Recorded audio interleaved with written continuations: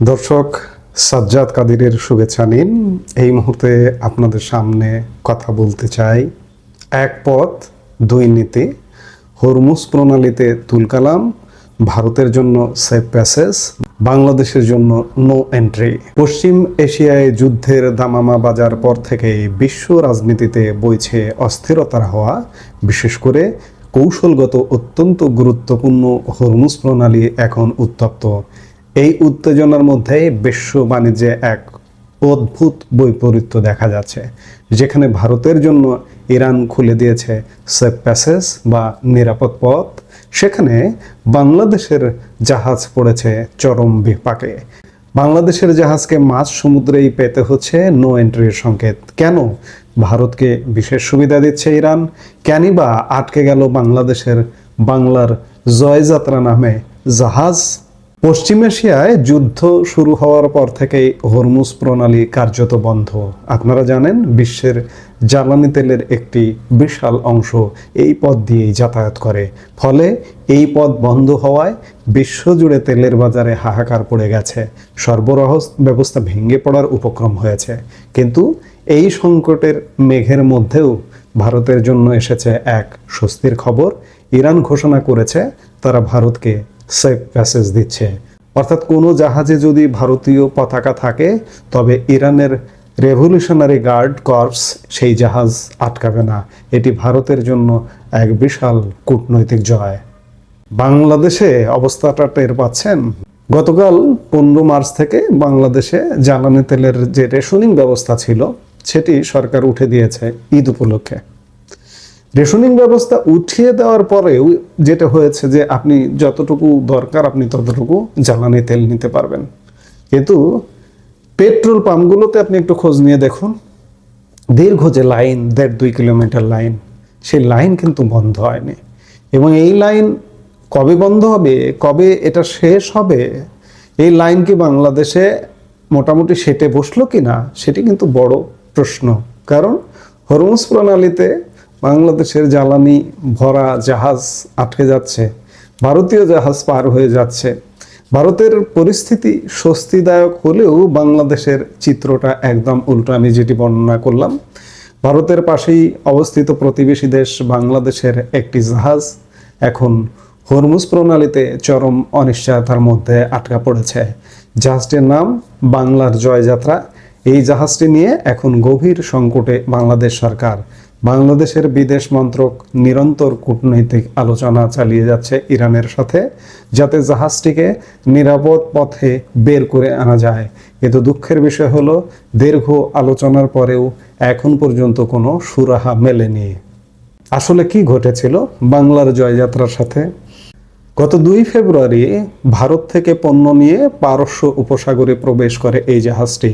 এরপর কাতারের একটি বন্দর থেকে স্টিলের সামগ্রী বোঝাই করে গত 27 ফেব্রুয়ারি জাহাজটি রওনা দেয় সংযুক্ত আরব আমিরাতের জবেল আলী বন্দরের উদ্দেশ্যে।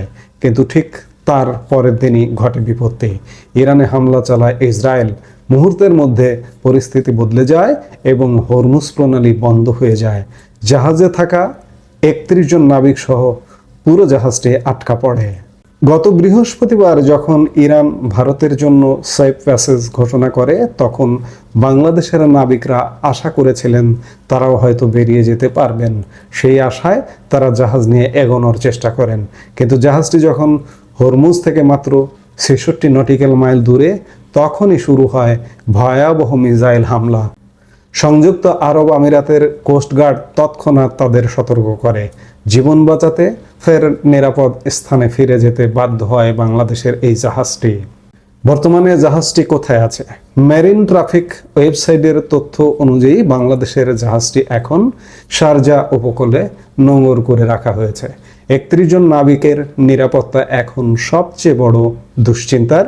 এই বিষয়ে বাংলাদেশ শিপিং কর্পোরেশনের ম্যানেজিং ডিরেক্টর মাহমুদুল মালেক একটি সংবাদ মাধ্যমকে জানিয়েছেন যে যেহেতু জাহাজটি এখন হরমুজ পাড়ি দিতে পারছে না, তাই তারা বিকল্প পরিকল্পনা করছেন।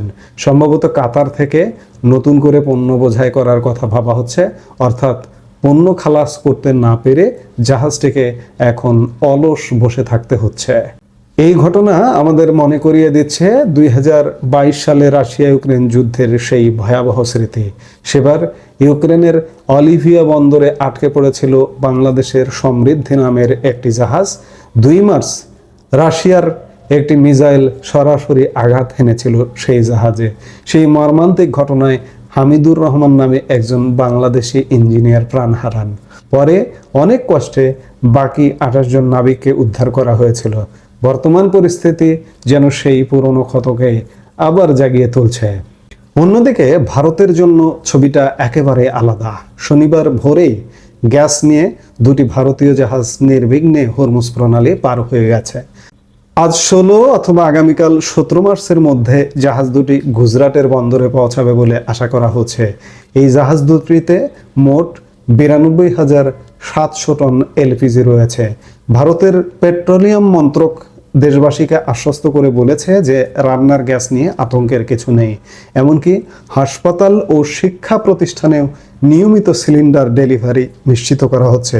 ভারতের এই সেফ প্যাসেজ সুবিধা দেশটির জ্বালানি সংকট মোকাবেলায় এক বিশাল রক্ষা কবচ হয়ে দাঁড়িয়েছে। বন্ধুরা, আন্তর্জাতিক রাজনীতি ও ভৌগোলিক অবস্থান কিভাবে একটি দেশের অর্থনীতি ও নিরাপত্তাকে প্রভাবিত করে, হরমুজ প্রণালীর এই ঘটনায় তার প্রমাণ। ভারত যেখানে তার কূটনৈতিক শক্তিতে নিরাপদ পথ খুঁজে নিয়েছে, সেখানে বাংলাদেশ পড়ছে যুদ্ধের রোষানলে। বাংলার জয়যাত্রা এবং তার 31 জন নাবিক কবে নিরাপদে ফিরবেন, সেটাই এখন বড় প্রশ্ন।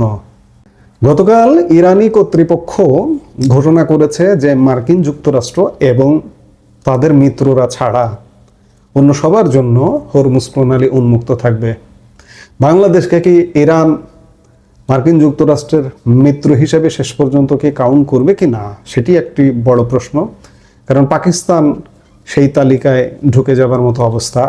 ওদিকে মধ্যপ্রাচ্যের বিভিন্ন দেশ, সৌদি আরব সহ বিভিন্ন দেশ, কাতার, বিভিন্ন দেশ মার্কিন মিত্রে পরিণত হয়ে আছে।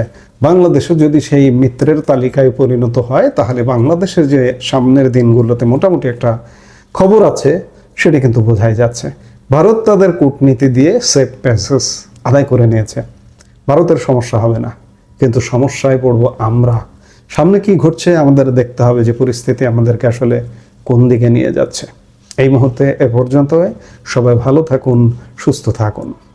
আমাদের ভিডিওগুলো নিয়মিত পেতে সাবস্ক্রাইব করুন Sajjad Kadir and the legends YouTube channel এবং লাইক, কমেন্ট, শেয়ার করে সাথে থাকুন।